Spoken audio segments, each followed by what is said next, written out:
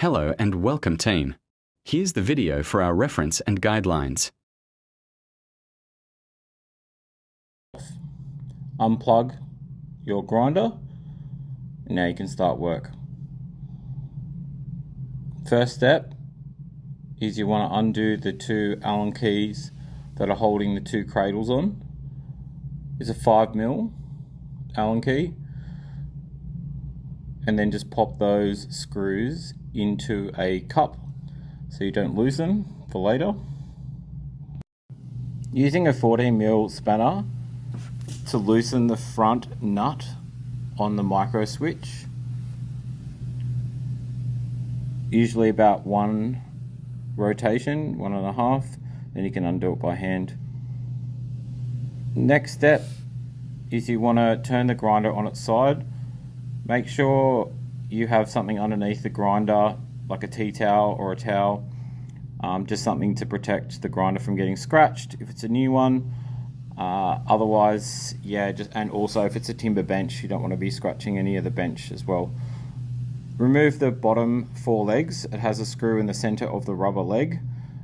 Just use a Phillips head to undo it. I'm just using a drill to make it quicker, but usually you would use a Phillips head screwdriver for this. As you can see, you can lay that down. Just be careful when you're undoing the legs as well, that when you take the plate will fall off. So when you're taking that last leg out, usually do it like a crisscross, like you do for car tires, just tightening them up when you undo them, and you do them up the same way. You'll grab the MicroSwitch. It has 2 connection ports.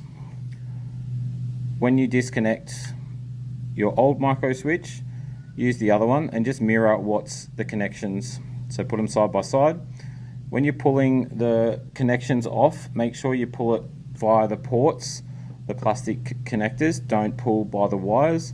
You can pull the wires through the ports and then you'll have to put a new connection on. Then you want to slot it back through the groove, the little hole. Make sure on the MicroSwitch that those 2 screws that are actually on there, if there's not 2, then you can use one from the old one, but just make sure they're screwed down tight all the way, and then slot it back through the groove. And then you want to put your exterior nut, 14mm nut, back over. Make sure you go the opposite way just until it seeds, and then once it's on smoothly, then do it up as much as you can with your hand, and then using a 14mm spanner, then use that to hold the MicroSwitch from the inside with your right hand, and then just use the 14mm just to tighten it up so it's nice and tight. It won't come loose. You don't need to over tighten it. Then you pop the plate back on. Make sure all wires are tucked in as well before you put the feet on, so there's nothing hanging out or getting crimped as well, so just be careful of that.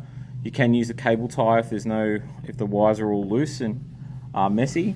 It's good just to cable tie them up. Just do the legs up. Make sure when you do it up you feel a little bit of resistance. Don't do them up over tighten them, because the screw will go through the rubber feet, and then you will have to put the screw back through, and you can also damage the legs. So just be cautious when you're putting the legs back on. So now we're just going to assemble the cradle. We want to put back, it'd be good to give it a clean as well while it's been off. And you just want to tighten it up just so it's loose. Make sure the grinders, you obviously haven't plugged it in yet. So once that's done, just keep adjusting till it feels nice and snug, not too tight.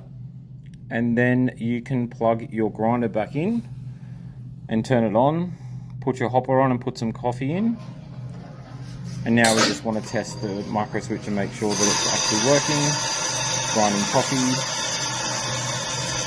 And okay.